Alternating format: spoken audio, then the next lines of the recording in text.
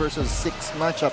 Coach, good afternoon, and anong pwede nating asahan dito sa ating ball game na to? Well, yeah, and whenever you talk about these two teams, you talk about their key players. You have for LEYTE sure home, Cesar Escoto averaging 12 points, 5 rebounds, for a little diminished due to the entry nitong si Francis Rosales. And of course, you're gonna have comebacking 4 assists and 6 steals per game.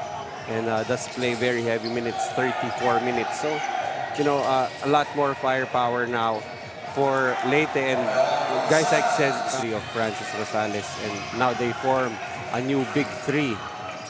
Speaking of, yeah, the Escoto to Rosales connection, since on the other end, He did have 5 blocks in game 1.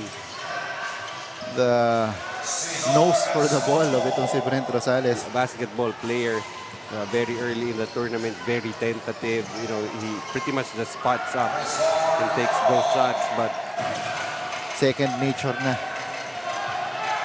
Sands, he did not know that itong si Onde was behind him. Ball was tipped out. He gets it again. No good, but finally Gamboa. and Meek. Oo, ito yung Meek kid nung first games nila. As Caballero attacks and converts. Really the need for the smaller IMUS AJAA ballers to work on that backside. As Hazul gets by Alejandro Sanz earlier, double spin. In directing the offense of his team, and look at him now, having played in the PBA for such a long time. And he will he has passed, gets it back from Escoto, swing it over to Perez underneath. That's Onde to the basket. Once again are the IMUS AJAA ballers as Rosales.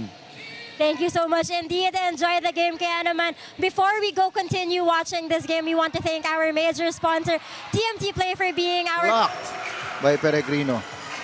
Here's Tria. Gets it again underneath to Aliam. Years nila. And actually, they are the same way with the 16 and 18 under squad. Known for, and it's also actually Damian who had to take a back seat with the emergence of Francis Rosales. He used to be the primary big.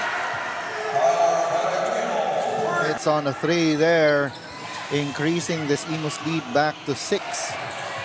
On the other end, that's Navales with a 3. That's 23-17 for IMUS, and surprisingly points in the paint going the way of LEYTE. 22. Here's Aliam. Gets it to Fernandez. Hazul will take a 3. Yes!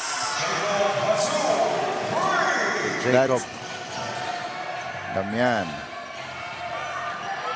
LEYTE on the attack. Kabiling for 3. Yes!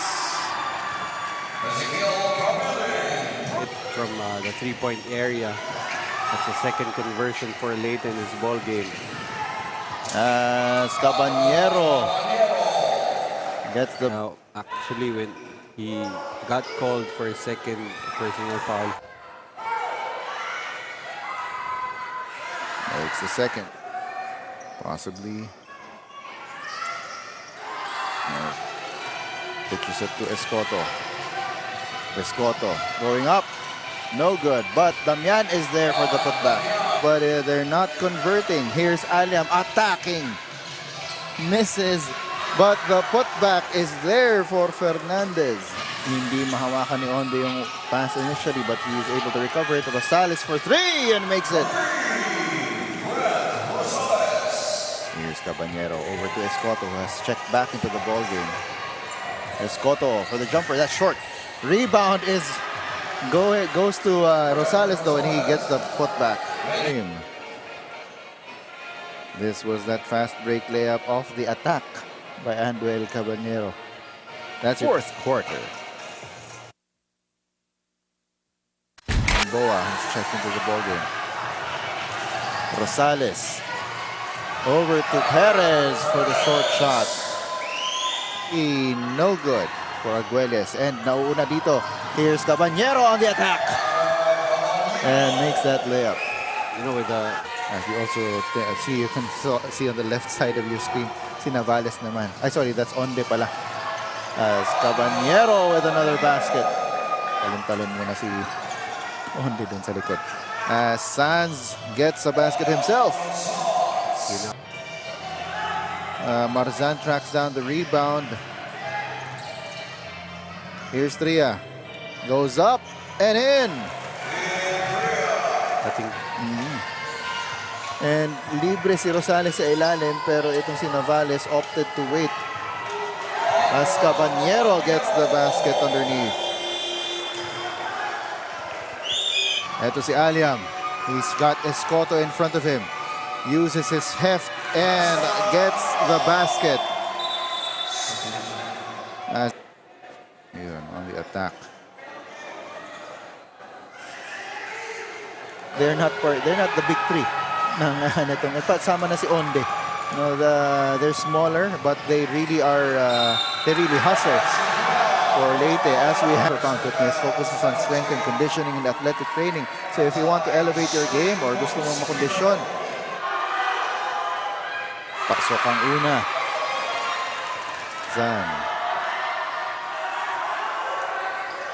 And it's in. He's off the line to shooting two. Pasok yung una. That trickles in. Forte attacks right away and he is foiled, I believe, by Rosales. Si Rosales right after that inbound ran straight to the middle. going coast to coast this time, no ball stop. And there's nothing. One for the game, so 12 to 22 na yan. And finally, first one goes in. First goes in. And that goes in. They get it to Perez. Perez will attack. Goes up. And this dribble gives it up to Rosales. Perez will attack the defense of Azul. No good. Gets it to Escoto. He goes up and in. For BL. But it was actually interesting in that last play in regulation to help IMUS extend this to another 5 minutes. Yes, ito nila. Azul goes up for the floater and he will get his own. Azul now coming up big for IMUS.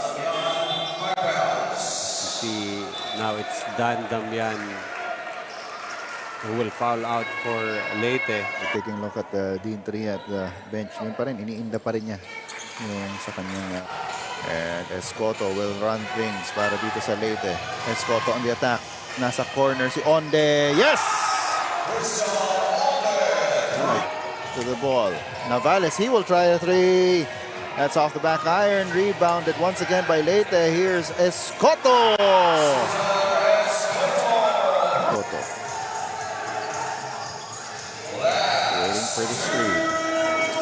Here's Escoto going up and in. Escoto. Still nothing. Rebounded by Rosales. Pitching it forward to Perez. And that goes. Timeout na 15 points. Para na rin isang buong quarter ang nilaro. Yeah. IMUS, that's Kagindagan. That's two. And pasok yung pangalawa. Now. And so, etong to advance to the semifinals with this 75-64 win.